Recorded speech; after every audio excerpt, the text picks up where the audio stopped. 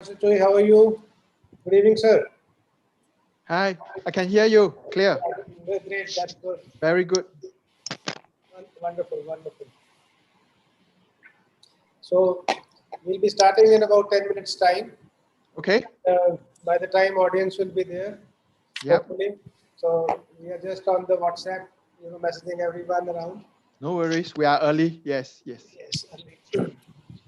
How's the weather in your part of the world? Yeah, these days it's very pleasant. Okay. Raining? Is it raining? Yeah, it rained a couple of days back. It was very windy and became chilly rather, a little bit. Okay.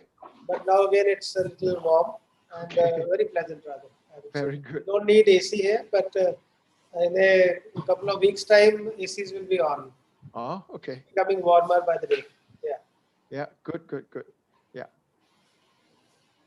And how's Singapore? I think year round it's hot weather. It's warm. Yeah. Warm all around. Yeah, And occasional showers. Yeah, very brief. Yes.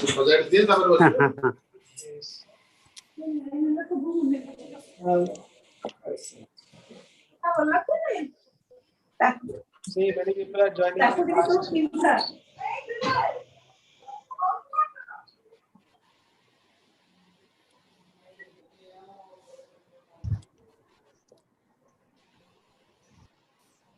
There's Dr. Nitin has also joined. Welcome, Nitin. We are waiting for you. Good evening. Good evening. Good evening.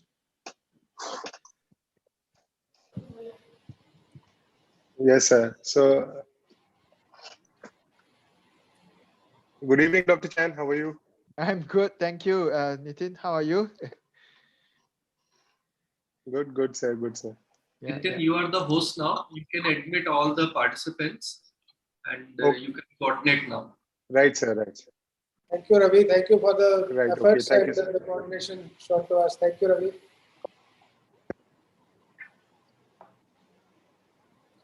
Good evening, Partha, sir. Well, Partha is here. Good evening. Good evening. Oh, there he is. Good evening, sir. Good evening to all of you. Right, sir. Okay, sir. Good Okay, to sir. see you.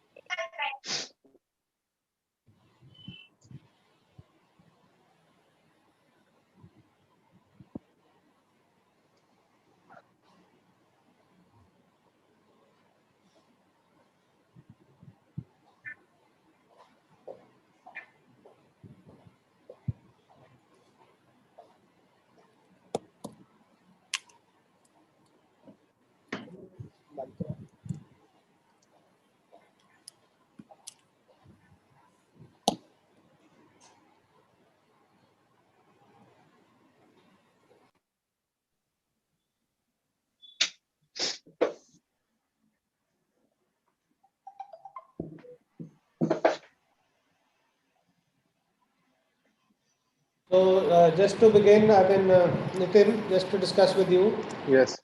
Yes, sir. we'll be introducing our chapter first to the audience because there will Right, be sir. people Right. from outside our chapter also. Just a brief one-line, two-line introduction. And then I'll be Right, sir. introducing Professor Chan to the audience.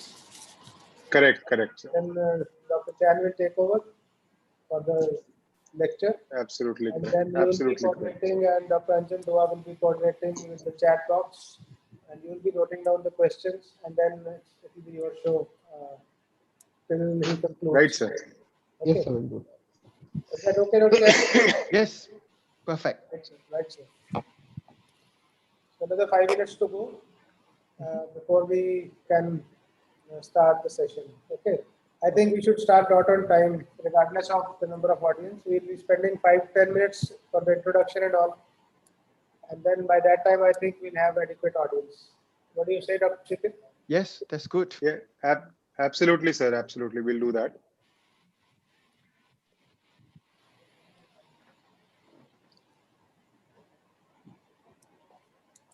Apart from Professor Partha Patel, many senior people, Major General Ravi Kale has joined, Dr. Prima Menon has joined from PGI.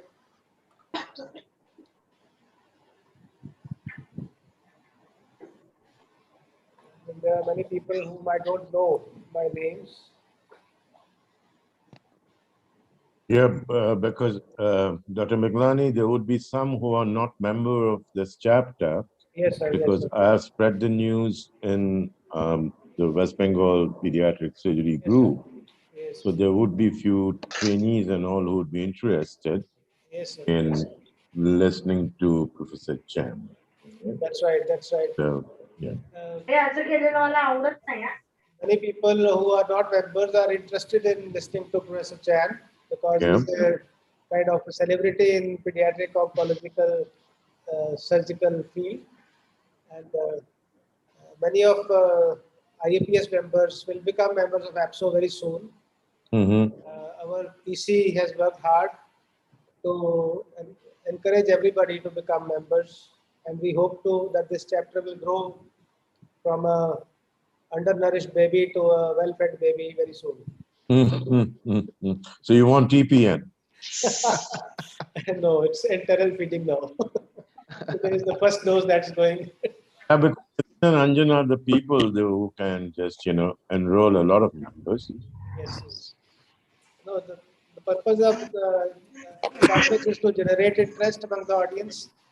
Mm-hmm. Dr. Rasik has joined us. Welcome, Dr. Rasik.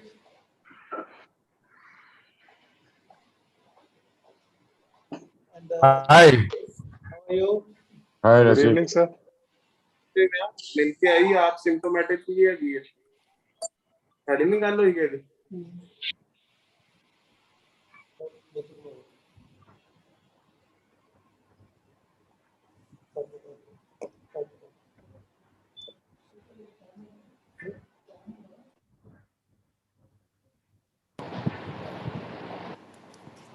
So, good evening, everybody. We have a couple of minutes left, and we'll just wait for. We'll start dot on time. We already have around 35 participants, and we are hoping to have many more to listen to Professor Chan.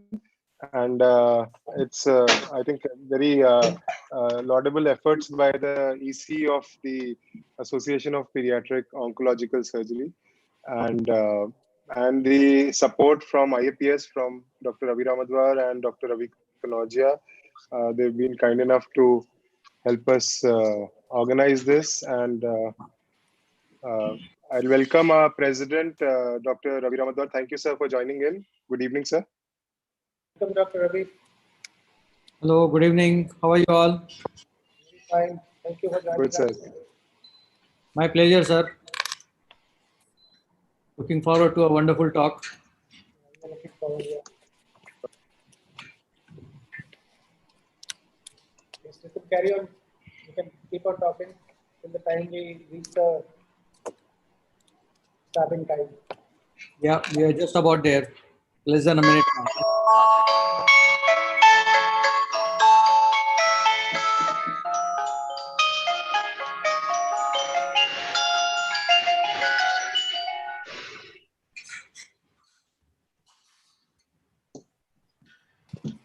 So you can start now, Nitin.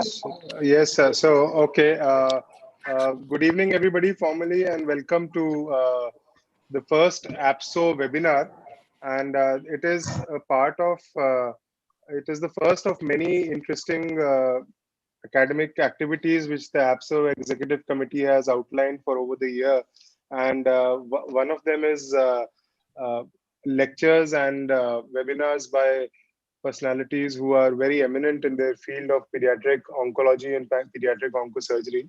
And we are very, very honored that Professor Chan Hon Chui has taken our invitation very kindly. And even though it's quite late in Singapore, Professor Chan is well known, and our chairman, Professor Dr. Miglani, will be introducing Dr. Chan.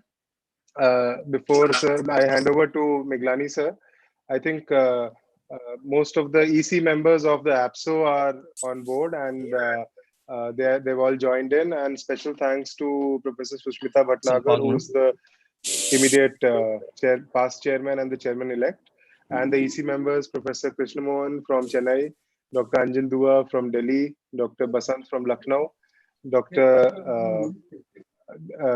Dr. Manish Patak from Jodhpur, and Dr. Tripathi from Bhubaneswar. So I'll hand over to Dr. Miglani sir to introduce our speaker and our guest for today.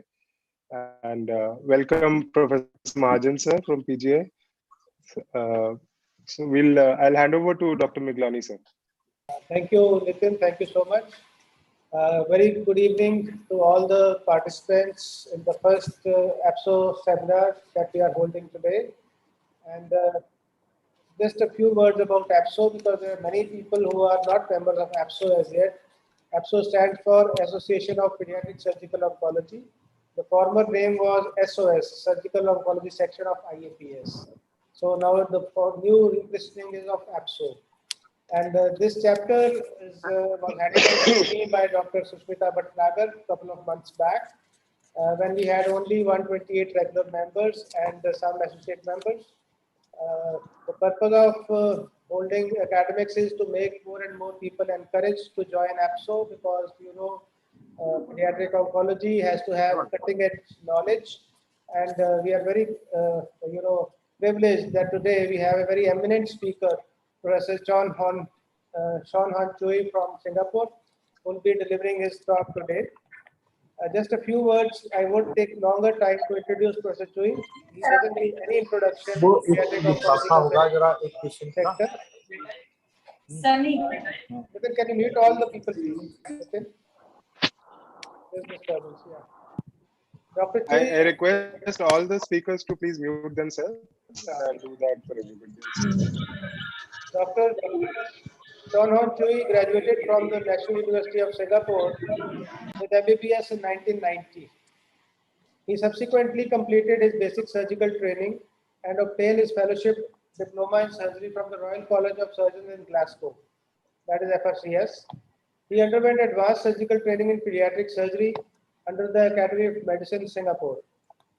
Upon his successful completion of the program, he was awarded the Certificate of Specialist Accreditation in Pediatric Surgery by the Ministry of Health, Singapore. In 1999, Dr. Chui was awarded the Health Manpower Development Program Scholarship for a 2-year fellowship program in pediatric surgical oncology at the renowned St. Jude's Children's Research Hospital, Tennessee, USA. Upon his return, Dr. Chui led the development of pediatric surgical oncology in KK Women's and Children's Hospital, Singapore. Besides providing cutting-edge surgical techniques to his patients, he also built on research and training the younger generation of pediatric surgeons. He established the Children's Cancer Research Laboratory in 2003, researching into childhood solid malignancies. He has made multiple presentations in international medical conferences and has published extensively in peer-reviewed international and local journals. He was awarded the Best Clinical Teacher Award by KK Hospital in 2003. He was one of the pioneering surgeons who developed the pediatric minimally invasive surgical program at KK Hospital. His clinical interests are pediatric surgical oncology and pediatric endoscopic surgery. He has had many professional appointments in the past, which has a very long list. I'll be briefing you just a few of them. He was the past chairman and vice chairman of Pediatric Oncology Group Singapore. He is currently the secretary of International Society of Pediatric Surgical Oncology, holding this post since 2015. He was the past chairman of Chapter of Pediatric Surgeons Singapore. He is the associate editor, World Journal of Pediatric Surgery, and presently visiting consultant, Department of Pediatric Surgery, KK Hospital, Singapore, and currently the director and senior consultant, Surgery Center for Children in Singapore. This, ladies and gentlemen, I present to you Dr. Chui Chan Hong. So I hand over the mic to Dr. Chui to carry on with his lecture. Thank you. Welcome, Dr. Chui. Thank you. Thank you. Let me share screen.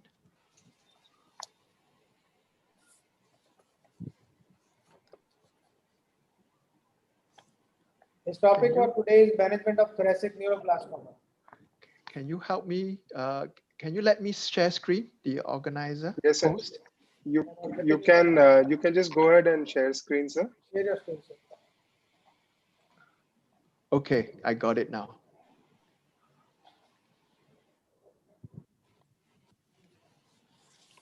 Okay.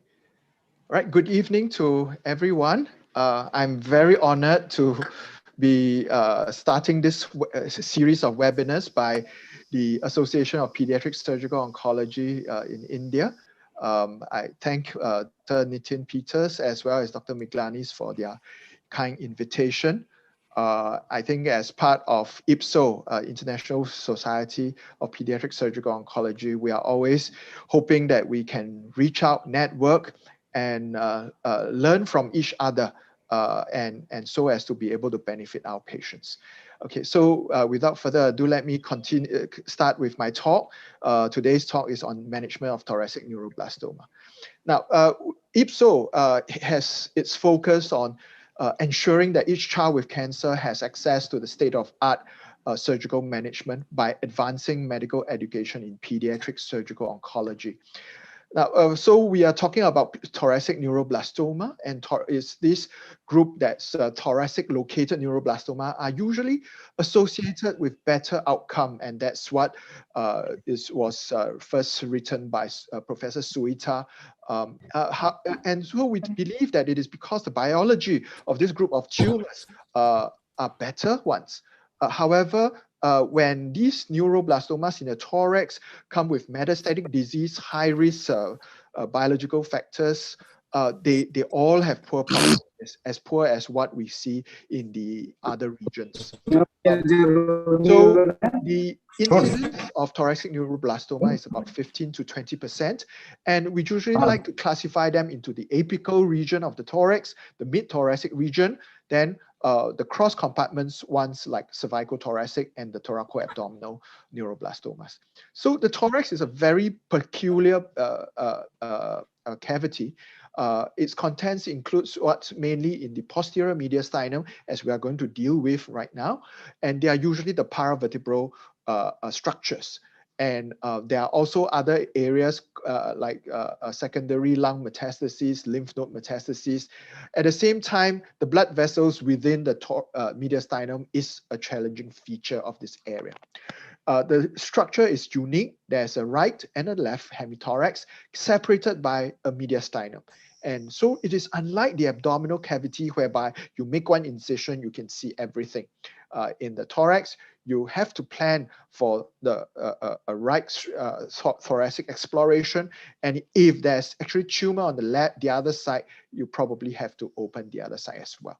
And the thorax is a rigid cavity, and any enlargement of these tumors would actually cause a lot of compressive effects on the lungs as well as the respiratory system. And it also has its adjoining compartments and regions. And some of the few basic principles we need to talk about here is that neuroblastomas has its distribution in the sympathetic nervous system. They typically encase vascular structures, and it can extend from the neck to the pelvis. It can be unifocal. It can also be multifocal. And they are usually chemosensitive, which means to say that we can actually, if the tumors are difficult to resect or unresectable, we can start giving chemotherapy first and hope that that would actually make the tumor more resectable. And in terms of surgery, R0 resection is not required. All right. So and the violation of capsule as well as margins is really not a big issue in neuroblastoma. And if we look at the structure in the thorax, the sympathetic nervous system arises from the anterior nerve roots, the axons of the anterior horns of the spinal cord. And then it passes out in the anterior nerve roots, and then it joins onto our synapses at the prevertebral or paravertebral ganglia before it actually runs to the skin, the blood vessels, or the effectors.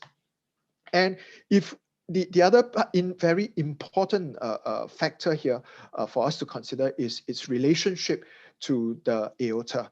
And the aorta in the thorax is an aortic arch. And from there, it arises the left subclavian artery, the common carotid artery, brachiocephalic trunk, and lower down would be the intercostal artery. So for neuroblastoma surgery, one needs to be very familiar with this, with the aorta and its branches. And it is also important for us as we approach it that to understand that the veins are always anterior. So you have the SVC as well as the brachiocephalic veins anterior to the aortic arch, which we just mentioned. And we nowadays know that there's a plane of dissection that exists between the tumor and up to the level of the adventitia. And so there's a subadventitial plane that we can actually dissect upon. Tumor can be removed in segments, as I showed in the cartoon below. And one of the important factors here is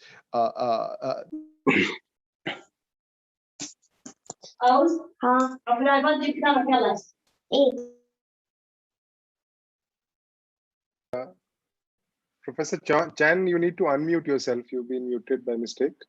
yeah. Okay, can you hear me now? Yes? Yes, clear. Okay, Thank yeah. you, sir. Somehow the mute button just appeared and was muted. No problem. All right, so about the vascular subadventitial dissection is what we want to do. The tumor is removed in segments and we would like to expose the blood vessel. Okay. I'm trying to, okay, good. So when we look at it, I think one has to be familiar that when we cut too much and exposing the tunica intima, then we are cutting too thin. Very likely that we will cut and rupture the aorta and having a massive hemorrhage. All right. So the idea here is to avoid cutting too deep or too thin. And this method of dissection, it was first quite clearly described by Ed Kiley in UK, and he has published this quite extensively, his experience, and I think we all learn from him. And the important part here is, as I underline, always identify the normal looking blood vessels first before trying to split the vessel on the blood vessels. And the other part that I feel is important is actually the circumferential dissection when the tumor is really encircling the aorta 360 degrees. So we first start off with an anterior dissection and a lateral dissection. And the next part is the posterior dissection, which is usually very much obscured by its position. And then we also will also need to pay attention to the lumbar branches if it is in the abdomen, or in the intercostal branches if it is in the thorax. We will and the tumors tend to adhere to the vessel wall. And this is what I mean, all right? So if we dissect from the lateral aspect, and then we will approach the tumor from the side, and then we look out for the intercostal branches. So next, we talk about the heterogeneity, which is a hallmark of neuroblastoma. Not all of them are the same. Some of them do very well, but whereby they may even spontaneously regress without treatment. Some of them actually need a very aggressive treatment because they relapse easily. All right, so therefore, as I listed here, there are many biological factors available now for us to differentiate different types of neuroblastoma. And right now, to enable us to further subclassify them, we have this thing called image-defined risk factors that was described by Tom Monclair years ago, and whereby we identify these important so-called surgical risk factors. When surgical risk factors are present, it is not a contraindication for surgery, but however, when they are present, it is all right for us to start giving chemotherapy, make them more resectable and safer to remove. And so you can see the top 5 sections in this IDRF's listing here. They are all related to the thoracic vessels, okay, and the thoracic structures, I mean. All right, and so therefore, what we want to highlight here is that when no IDRFs, image-defined risk factors, are present, we can perform upfront surgery without chemotherapy. And when IDRFs are present, like in what we call L2, we can start giving chemotherapy, then followed by surgery. For metastatic disease, we suggest that chemotherapy be given first, so that the patient's distant disease can be controlled first, so that while the patient is recovering from surgery, the metastatic disease will not progress rapidly while waiting for the patient to recover. And on the right-hand side, you can see this INRG survival tree, whereby we took into consideration the age, the stage, the histology, the ploidy status, and the MICAN status, and 11q segmental aberrations, and then subclassify them, and then tailor the type of treatment that is required for these patients. And next, we look at the thoracic cavity, the surgical approach. I would like to divide the thoracic cavity such a way that there's the aortic arch that divides what's above the aortic arch and what's below. And also, I would like to highlight the T9 to T12 region on the left side, especially because this is an IDRF because of its relationship to the artery of Adam Kiewicz, which can be related to spinal ischemia if it was cut away or ligated. Now, so if we first look at the thoracic inlet and the cervical thoracic region, I tend to lump these two together because the technique of the surgical approach is going to be very similar. Well, the right and the left structures are different because of the presence of the way the veins and the arteries run, right? And we also will be looking at the left and the right paravertebral or the posterior mediastinal regions. This area is considered a little easier to manage. And finally, we look at the right and the left thoracoabdominal regions. And first, let's deal with something simpler, like in this situation, a right thoracic, mid-thoracic tumor in the paravertebral region when there are no metastatic lesions and no IDRFs, like in this case, suggests doing upfront surgery.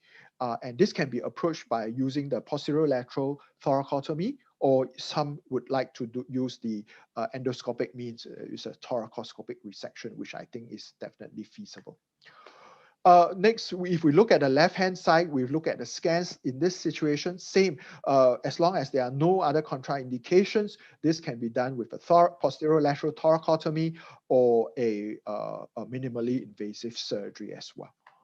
Right. Next, we look at the thoracic inlet. As you can see in this diagram, that the two thoracic inlets not only are the veins, the vessels, but also the nerves, the vagal nerves, the phrenic nerves, the recurrent laryngeal nerve as well. Right. So as you can see in this piece of tumor, now if we approach it primarily from the thorax, it will be very tough for us to complete the resection in the neck. If we do a combined thoracic and a separate incision in the lower neck, then potentially we may miss out tumors that may be encasing the subclavian vessels and the vertebral artery that arises from the subclavian vessel. Right. And some time back, just last year, I published a paper on proposing the trapdoor anterior thoracotomy for patients with cervical thoracic and apical thoracic tumors in children. And this is another situation, the apical tumor, 6-year-old girl, thoracic, apical thoracic or thoracic inlet tumor, right? And in this case, MIG-N was present, and so she was considered a high-risk patient. But if you look at the tumor itself here, if we have approached it from the posterolateral position, yes, it can be done, but I felt that I was not comfortable to be able to see the vessels, the brachiocephalics and the subclavian vessels last. And so therefore, initially with the help of my adult thoracic surgeon colleagues, brought him in and he introduced me this trapdoor anterior thoracotomy approach, whereby I found that I could actually fasten or get hold of, secure the vessels very quickly early on in the surgery and before I resect the tumor. And I find this actually much safer. This is another patient with a right cervical thoracic tumor, as well as on the right-hand side, you see one with the left cervical thoracic tumor. And the exposure is excellent. You can see the brachiocephalic vein lying on the tumor, and this tumor actually on the scans encases the vertebral vessels as well. And this is another patient who presented with a similar tumor but on the is on the left side as well. And this was encasing, as you can see from the MRI tracing from the aorta, and then from the branches that it gives rise to the subclavian artery, the common carotids, as well as these red arrow showing the vertebral artery. Now, again, this is another diagram that shows the vessels and the vertebral artery and the internal jugular vein. They are all in the vicinity. Okay, so now next, oops, I will do the video. I just hope it's not too noisy. Okay, so you can see that dissecting the internal jugular vein from the neck first. I always start with the neck, identify the cervical lymph nodes, and then resecting the tumor away, and do a median sternotomy, and then completing the trapdoor by doing an intercostal incision. All right. So once that's done, then I retract on the trapdoor, and then right now try looking for the phrenic nerve first, because this is the first structure that I always suggest looking for it for first. And over here, I can find the phrenic nerve, and I use sharp scissors. This is actually a tenotomy scissors, very nice equipment. Looks sharp, but the end is actually blunted. All right, so and this is how we identify that, and then subsequently will be the left common carotid artery here, and the vagus nerve is just beside the common carotid artery, and then next is the innominate vein, and once it's freed up, dissected, I lift up the vessel using the vessel loop. All right, so this is the tumor that is posterior to the innominate vessels, and so you can see that I use quite a lot of bipolar cautery, and this helps me maintain a fairly not too bloody feel. All right, but so again, using the sharp scissors, dissecting onto the, you see that I can see the left common carotid artery, and I was dissecting on the surface of the common carotid artery.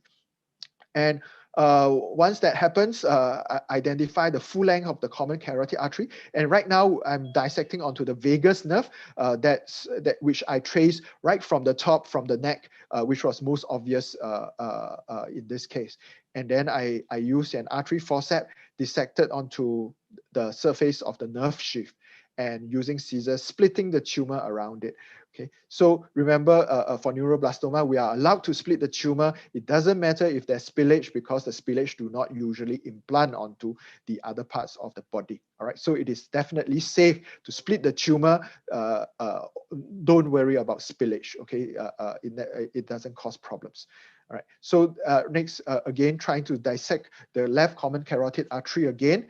So you notice that I flip-flop a lot, dissect one structure, and then later on come back to it again.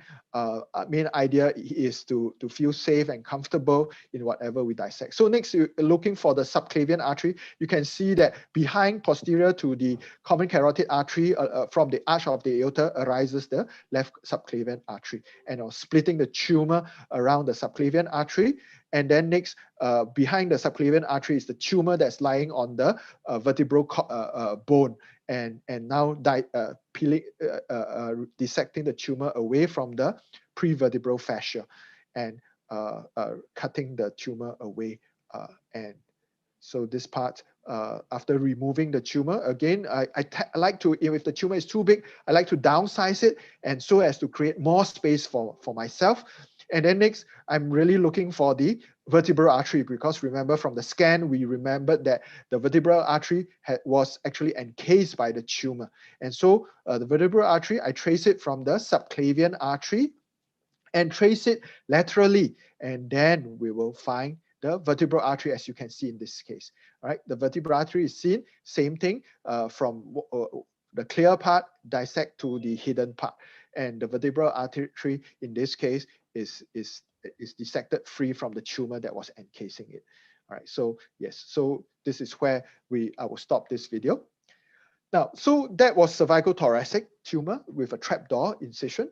Next, we'll then look at the thoracoabdominal incisions, and what about tumors that are cross-thoracic, extends from the left side to the right side, and we do bilateral thoracotomies. So this is one patient who presented with a right thoracoabdominal tumor, as you can see here. But I will show you instead one patient that's a 2-year-old girl who presented with a left thoracoabdominal tumor. It's intermediate risk, but because of IDRFs, I decided to give her chemotherapy first before surgery. After 2 cycles, there was no response, and so I proceeded on to do surgery. After 2 cycles, the scan looked exactly like this one. All right, so the tumor seems to be encasing or maybe just onto the aorta, and then over here, it is posterior to the renal vessels, renal veins, and over here.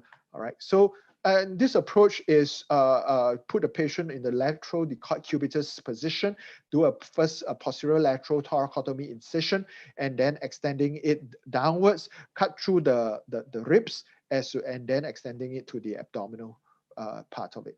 And so this is a short video on it. So this is making the incision. This is the lower abdomen or lower chest, and then this is the thoracotomy incision. And after opening up the chest, cut through the divided the ribs, and then cut through the diaphragm. And this is to first identify where the edge of the tumor is, its relationship to the diaphragm. And this is really dissecting the tumor away from the retroperitoneal space, as well as the diaphragm. And here, dissecting the kidney away from its attachments to the diaphragm, and freeing it from the diaphragm. So one of the important thing here is to really free the diaphragm so that later on you can use the diaphragm to reconstruct the diaphragm. And it is usually adequate. I've so far only in one situation whereby we have to actually put a Prolene mesh to reconstruct the diaphragm, but most of the time it was possible without mesh reconstruction. And over here, once I see the aorta, I again found that the aorta was actually not encased but just adjacent to the tumor.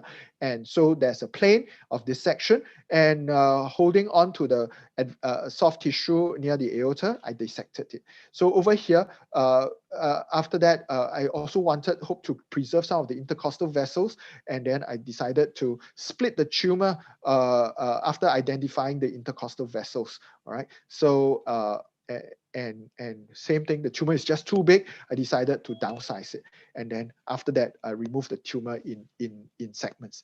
And over here, after the kidney is freed, tumor was removed, and then this is where you see the left side of the thoracoabdominal region. And you can also appreciate that the intercostal spaces have been all quite markedly widened by the presence of the tumor.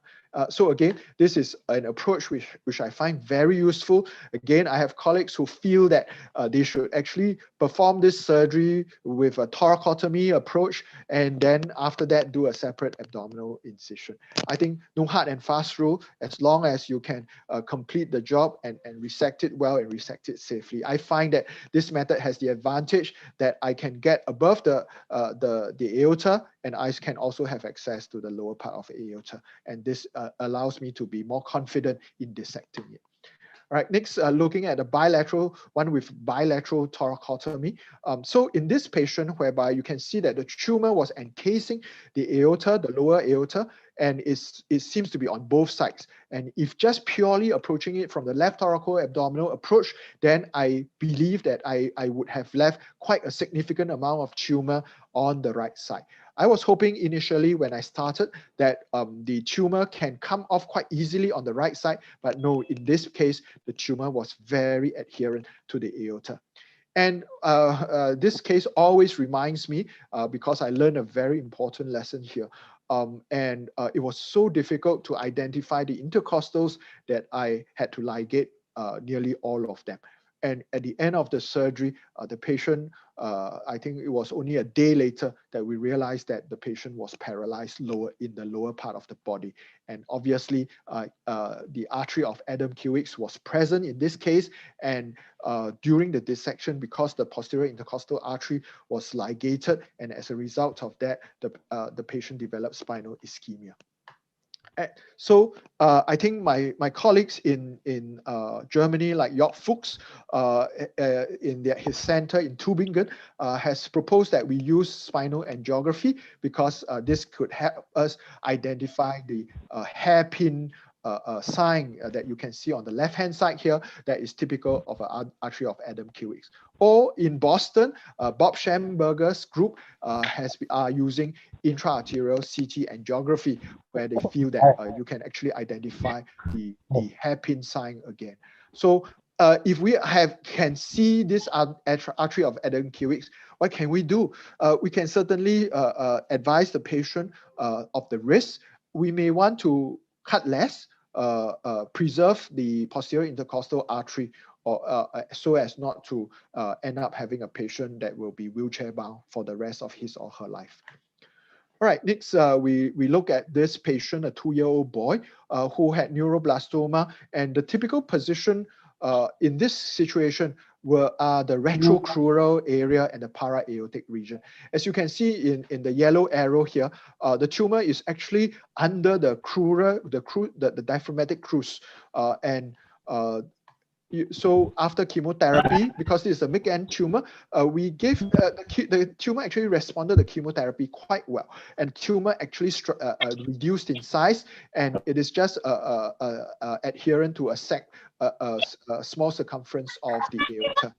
Okay, so I think this is one tumor that one area that is especially challenging if we are unaware. Some of us may not even be able to find this piece of tumor because it is always hidden under the crus and encasing the aorta. So very much we actually have to split the crus and open it up and extend up into the from the abdomen and cut open into the thorax. So this is one approach that I'm sure many of you have done it, but I put it on and in writing as a transdiaphragmatic approach, and I start resecting from the abdomen, and then on the left side it is quite easy for us to dissect, do a detachment of the crus from the underlying aorta and the tumor. All right, so on the left side is easier. On the right side, you need to release the hepatic suspensory ligaments in order to reach this area. And another very short video clip, not very precise. You can see that the diaphragm has been opened, and I'm dividing the diaphragmatic crus. All right, and next thing is that identify the aorta. Because that's a very important structure in this case. Once we can identify the aorta, and then we can dissect upwards to the thorax. All right, so the aorta has been identified in this situation. And so next thing is actually posteriorly, the tumor is adherent to the vertebral body, and then we dissect it away from the prevertebral fascia.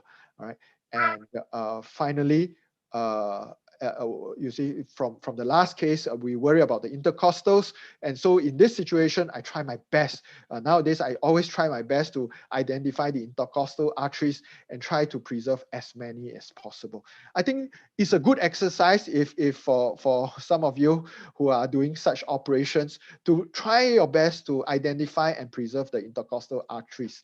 All right, as you can see in this case, I preserve both branches. Of course, in this situation, I'm not sure whether the artery of Adam Kiewicz is present, but I think it is always a good exercise to be able to preserve the intercostal vessels. All right. So I think I can conclude now to say that in thoracic neuroblastoma is really surgery of the mediastinum. It is usually perivascular and perivertebral regions that we are working on. We also have to be quite familiar with adjacent compartments or cross-compartment tumors. I think the therapeutic strategy is as what we would like to adopt in treating neuroblastomas. So when they are localized, we can do upfront surgery. When they have IDRFs or they have metastatic disease, we give chemotherapy first. Really, there's no need to do mutilating surgeries in these situations. And we hope that we can actually give them a good quality of life after the surgery. And so for the surgical approaches, I've just tried to describe some of the ways that I deal with this, and I hope that they can be, you may find them practical and safe. So again, I would like to thank the Association of Pediatric Surgical Oncology for giving me this great opportunity to be the first webinar speaker. And I, on behalf of APSO, I would like to invite all of you to come join us in next Could you give me chili flakes and I hope that we can have lots of collaboration between APSO and APSO. Thank you very much for your kind attention. Thank you, Professor Chan. no ketchup. I want chili flakes. Yeah, you can go ahead. Thank you, Professor Chan, for that wonderful talk. And the videos and your dissection was just out of this world and beautiful as always. And it's amazing about the work you've done in neuroblastoma and such massive tumors and such beautiful vascular dissections. So we have a lot of questions, and I'll ask Dr. Anjan Dua to take over the questions. I'll just take two questions from Dr. Deepak Bansal, who's a senior oncologist. And I think he's asked two questions. One of them is uh, about the role of chemotherapy, and what is your opinion about that, sir? Yes, I think chemotherapy, because we know that this tumor is chemosensitive. So when there are image-defined risk factors, I think it's always useful to give chemotherapy upfront and to make surgery safer. But saying that is that we also understand that it's oftentimes that despite chemotherapy, they do not shrink away from the image-defined risk factors.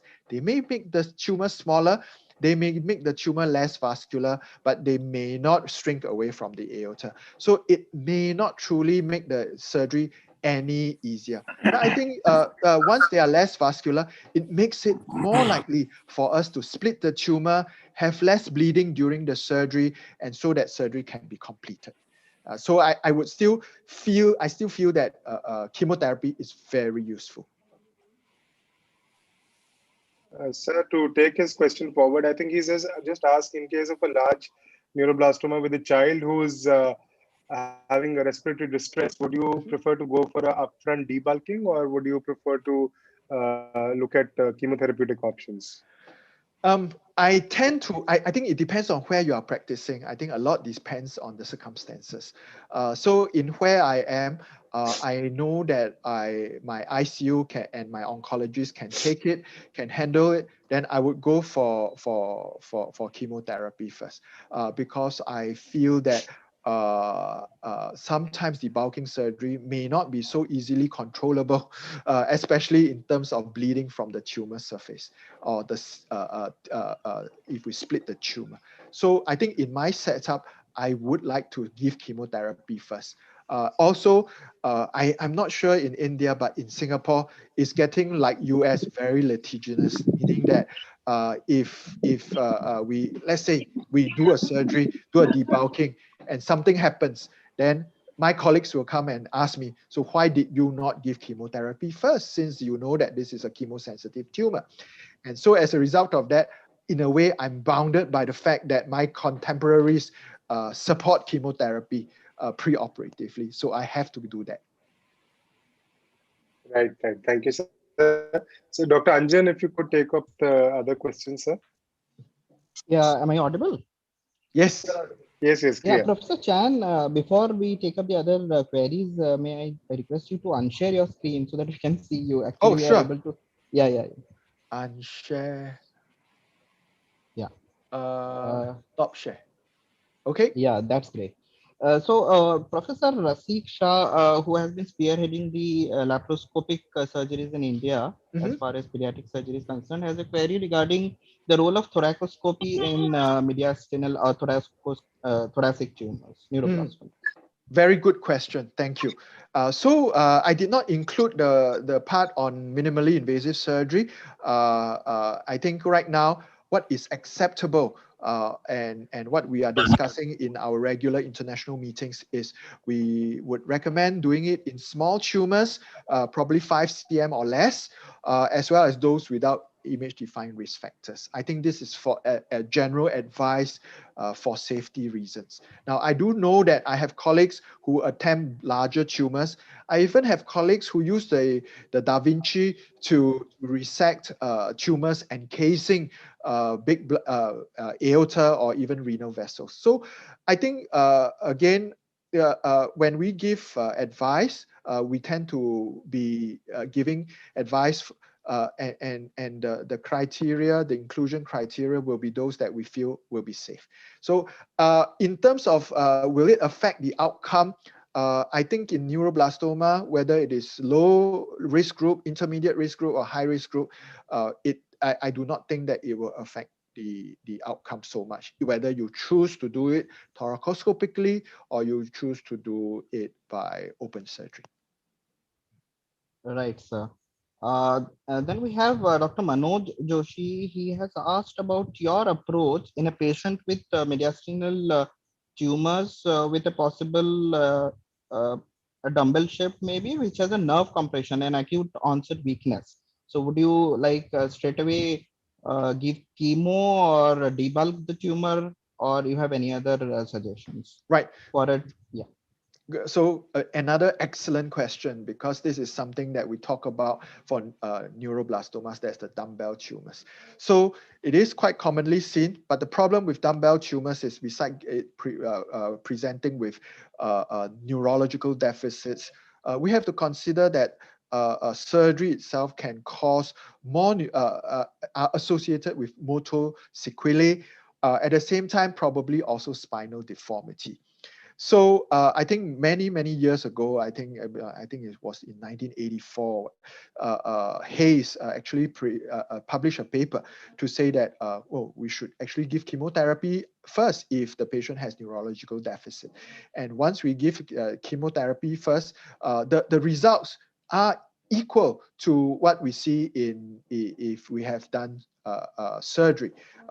That means spinal decompression. I think the general consensus right now is that if the patient has an acute onset or neurological deterioration, it is good to go in and decompress it. However, if the signs and symptoms is just shows a commencement of weakness, you may try to give chemotherapy, and that could help you reverse it. Now, I often encounter patients coming to me like they small babies, they didn't the parents didn't know that the babies couldn't move the legs for more than a month or 2 months, and those are a little too late. All right, so if we find that the patients cannot walk for anything more than 40 days or so, we find that the prognosis is generally quite poor. So in such situations, you may want to just give chemotherapy and then do the spinal decompression later on. I hope I managed to answer that question. Yeah, absolutely spot on. I think got some direction on that, definitely. So the next question is from Dr. Sanjay Rao, who has asked about in those patients who have chemotherapy before surgery, what would be the gap between the last cycle of the chemotherapy before you undertake surgery? Like, what's the gap Okay. you would like Yeah. to have? Good question too. I think in general, I try to do it when the blood counts are good. So what's good or adequate blood counts? I think in my situation, I would like the platelet level to be 100,000 and above. White cell count, they should be as absolute neutrophil count more than 1,000. But I think the most important criteria is still the platelet count. As long as they reach 100,000, I would do that. So for the ANC, I can actually boost it up easily with just GCSF injections, and that's usually not a problem. So this kind of time frame, we are really looking at about 21 days after the last cycle. Yeah. So again, it also depends on what type of chemotherapy, because some chemotherapies have recovery of counts much faster. And so some of them, like less than 20 days, you can start doing them. All right. But I think for planning purposes, I usually plan them 21 days or later, and not earlier. Right. Uh, One query from Dr. Arpita from Kolkata. So it's about the time point. At what time point would you be attempting a second surgery if the first has been an incomplete one? Can it be done after radiotherapy also, or would that be not considered at all? A Yes. redo surgery. Yeah. So I certainly would do the surgery in such situation whenever I feel that the patient has in fact, I usually would consult my oncologist or the treating oncologist whether he or she thinks that he has given enough chemotherapy. And usually 3 to 4 cycles would be quite sufficient. And if it doesn't shrink anymore, it is unlikely to shrink. I think for me is that because I do mainly neuroblastoma operations. So whatever the size of tumor, I will try to attempt. All right. So I really don't have a so-called a size criteria to decide on the timing of the surgery. And when you said about radiotherapy, I think I have only so far done about 3 cases that had undergone radiotherapy. It is a little worrying because my colleagues overseas, like York folks in Tübingen, has always reminded me that it's very dangerous to resect when radiotherapy is given. Now, I have in some situations I had to do that because there was no other choice. And so I have one patient who had radiotherapy done, about 21 grays or 23 grays, I can't remember. And I told the parents I need to do it within 6 weeks after completion of the radiotherapy. And so when I resected, and when I went to do the resection, I found that it was fine. The tissues were exactly similar to what I would have done if I had no radiotherapy. So I think doing it very quickly soon after radiotherapy can be considered. I've also, in one situation, the parents lied to me, did not tell me that has undergone radiotherapy, and it was a trapdoor incision. And so I resected it, and I found that, wow, there was so much adhesions. And I asked the parent, did you receive radiotherapy? And then he said, yeah, we received it. We received it like 4 or 5 months ago. So it was more sticky, but I think as long as we follow the same principles, it can still be done safely. Right, Professor Chan. We have a series of questions coming up in chat box. So what I'll do, I'll ask, Yeah. request Dr. Nitin to direct them to you. Okay. And meanwhile, I'll accumulate the other questions. Okay, sure. Dr. Nitin, please go ahead. Yeah. Okay. Thank you, sir. Dr. Chan. So, again, a wonderful talk. I think a few questions. One by Dr. Sandeep Sinha is about a subject which is very close to your heart, about the subadventitial dissection. Mhm. And how do you enter the subadventitial plane, and what are the technical pearls and tips to do that, sir? Okay. So the main thing here in this operation is that you need to start off with a normal looking blood vessel. For example, if it is abdominal aorta, I start from the iliac vessels, which are uninvolved by tumor. And I start on the surface of it. So when you are, and I'm at the iliac vessels, or I will dissect onto the adventitia, and then I will approach the tumor proper. And that's the place where I try to identify the plane between the tumor and the aorta. I think a lot of times we can't tell. Sometimes the tumor does not even invade the adventitia. Sometimes it does. And so I think the main part here is to be able to identify this plane. And the dangerous plane is when you are dissecting, you realize that on the wall of the aorta, there are no blood vessels. It's clean, pure white. You know you are too deep, because on the tunica media, there should be tiny blood vessels on them. All right. So if you don't see blood vessels on them and you just see a white sheet, you are in deep trouble. Stop and go back more superficial, one layer. Sometimes it is all right to leave a little bit of tumor on difficult areas. All right. So I have ruptured aortas before. It's very scary, and I think these are lessons that we all learn as we work on this area. Right. Thank you, sir. One question from a senior member of our association, Dr. Bagni from Chennai, is that, I mean, what are the incidences? What is the types of tumors in which you've had to split the clavicles? And also, he's asked about how do you ascertain at the peridiaphragmatic tumors, how to approach through, whether abdominal or go through the thoracic or through a thoraco-abdominal.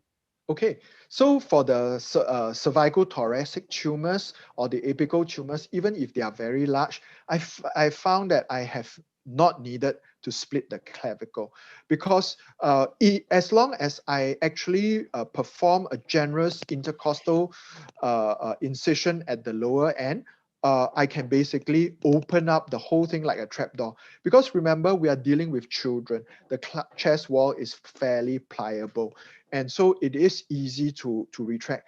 But saying that is that I have often, as my assistant is retracting the trapdoor, they usually would fracture the costal chondral junction. All right. So in the end, the trapdoor will looks like having a hinge on it, because we would have just unknowingly fractured that. But that is usually not too painful during the recovery. All right. So and because these tumors are usually in the posterior mediastinum encasing the subclavian vessels, so I think the approach that I described is feasible even without cutting the clavicle. Okay, should try it. I'm not sure about being in big adolescents because I don't think I have that many tumors in the thorax that's in big adolescents. Maybe the chest wall is harder to retract. Then for the peridiaphragmatic region, I think a lot depends on. So my decision whether to approach from the abdomen really depends on the size of the tumor and what is the size of the component. So if I'm doing the abdominal tumor and the thoracic component is higher than T8, I would do it transdiaphragmatically, because I think that anything above T8, I cannot be safe. I cannot see the aorta well. I would actually do a thoracoabdominal incision. So that is my criteria. T8 and below, I do it transdiaphragmatically. Okay, Professor Thank Chan. you, Dr. Anjan. Yeah. Yeah, we are left with a couple of questions. The next one is from Dr. Basant. He has inquired about your surgical approach towards the dumbbell tumor. Any tips, any particular way you approach them? No, so the dumbbell tumors a lot of times depends on who starts first, right? So you can certainly, I think a lot it is the convenience, and I usually would let the neurosurgeon start first because if the thoracic part is going to take a long time, then I think it is. I'm quite nice to my neurosurgeons. I let them go home first while clear the rest. Right. So I think no hard and fast rule, but I think depending again on the position, whether it's going to be a thoracotomy. Well, trapdoors, I have actually not needed to do a trapdoor together with a dumbbell so far. Okay, so those that I have to do a dumbbell were usually posterior lateral tumors. Right. Dr. Ravi Ramadwar has asked about your personal experience with the redo surgeries that you do for recurrent tumors. Mhm. What has been your take and experience Okay. for the redo surgeries? So my situation is that I often get redo tumors or relapse tumors, and Singapore being small, the local cases really too small in numbers, and I get my patients from other countries, and so yes, we end up doing a lot of redos as well as relapses. I think no difference. You do it the same way as you would. I have rejected patients before because I find that it is just no point, because especially when tumors after undergoing chemotherapy still progresses, I think there's not much point in trying to attempt surgery, because as soon as you finish surgery, it's going to grow again. So I think we also need to be practical, because coming to me for surgery in Singapore can be quite costly, and we really don't want to waste the resources and for them doing a surgery that ends up with nothing. All right. So I think for relapse cases, we actually have to understand how important or how useful it is for the patient. We are not like in, I think, some of our Western countries where they have protocols, experimental protocols, whereby, yes, they will say, do the resection and then we give something else and we try to test some experimental protocols. I think sometimes we can't do that.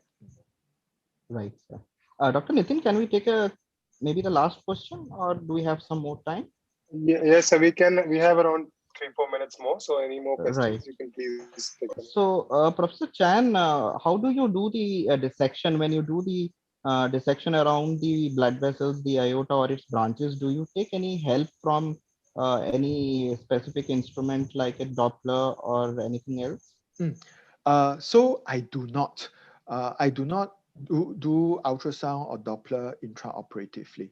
I find that looking for the normal, just like Ed Kiley's subadventitial dissection and what I spoke about earlier on, be able to identify a normal looking blood vessel and then tracing it upwards is the safest way. It is less likely that you will miss something. And being familiar with the branches of the aorta, so as we are dissecting upwards the aorta, you know when the renal artery is going to appear and when the SMA is going to appear, and this will just come up in front of you as you are dissecting it. So I really find that real-time dissection is the best way to identify these vessels. Very nice tip, sir. One question has just inquired your experience with post-operative Horner syndrome. Have you encountered them in your practice, and how common they are and how easy to deal with them?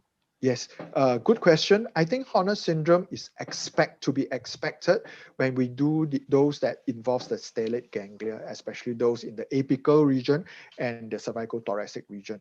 I always tell my patients, almost 100% you will get a Horner syndrome. All right. So we believe that the tumor arises from the stellate ganglion. If you end up having no Horner syndrome, you'll be worried whether you left tumor behind. Okay, so I always tell them, do expect Horner syndrome. Tell them what Horner syndrome looks like. It does not affect eyesight. It doesn't mean that with Horner syndrome, one will need to wear glasses. The Horner syndrome initially will look obvious, but over time, they become less and less obvious. But really, the children don't really mind them. It's the parents who mind them. So just have to reassure them. Can we treat it with any other surgical methods to treat Horner syndrome? No, unfortunately, I don't think we have any proven method to fix Horner syndrome. Right, sir. Sir, I think we are through with the questions. One personal question, sir, from my side would be, how often have you seen chylothorax as a complication, and how difficult it is? Like, it would be quite tricky sometimes, how long to, deal with it conservatively, or anything to be done, any intervention that we have to deal with chylothorax is happening after. Okay, so you know that I have published papers on chylous ascites. So it's like, yes, we are always worried about chylothorax, but thankfully it's not so frequent. I think the main reason is because the the thoracic duct is a single duct, all right, and then as it goes up to the subclavian vessels, it enters one. So what happens is that there's only one duct to look out for. So during the dissection, look out for it first. And then if you see something clear fluid leaking out, or I think one of my habit is that all these patients will always have to drink milk, eat cheese, eat fatty food before the surgery, so that all the lymphatics will turn white during surgery. All right. So therefore, when I'm dissecting, I see something white spilling out, I know that's the thoracic duct, I will sew it up. So I think so far I have probably less than 5 chylothorax.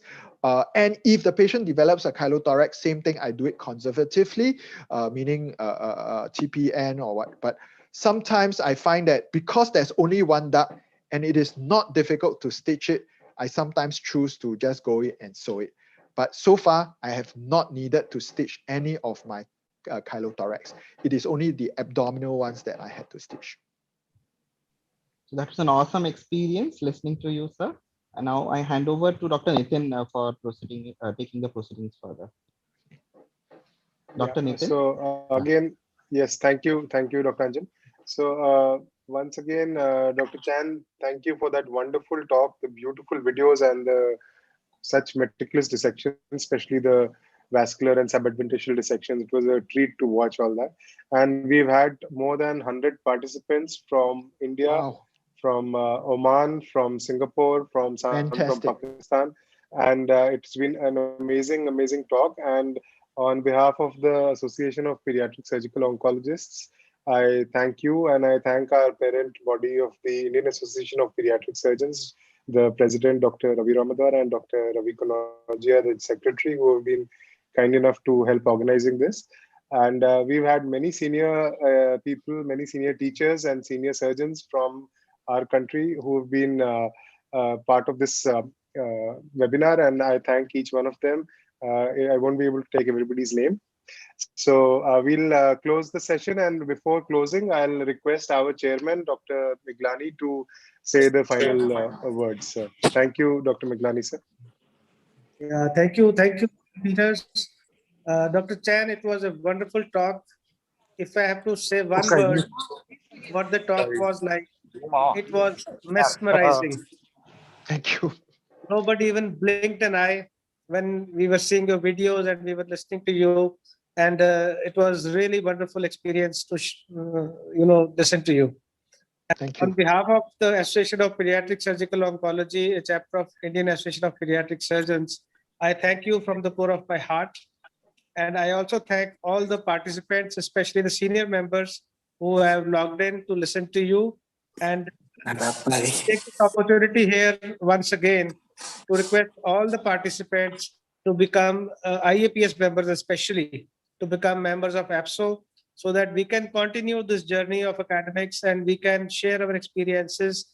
Next to follow in the line would be tumor boards and rare case discussions. And I would invite everyone to be members of APSO. And thank you very much, Professor Chan, for gracing the first APSO webinar and delivering a beautiful talk for all of us. Thank you so much. Thank you. Thank you very much. Bye-bye. Bye. We can close now, Dr. Nitin.